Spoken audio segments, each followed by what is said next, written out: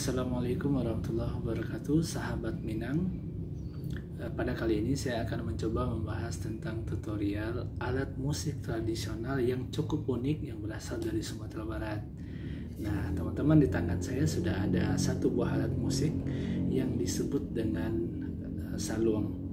Nah, seperti yang teman-teman lihat, saluang ini terdiri dari atau terbuat dari bambu tipis. Kalau di Sumatera Barat disebut talang.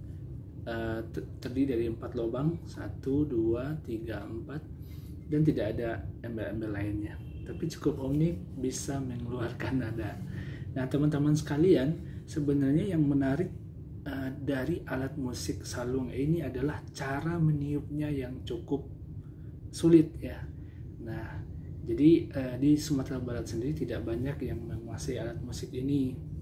Nah, justru itu saya ingin memberikan tips-tips bagaimana cara meniup saluang untuk pemula.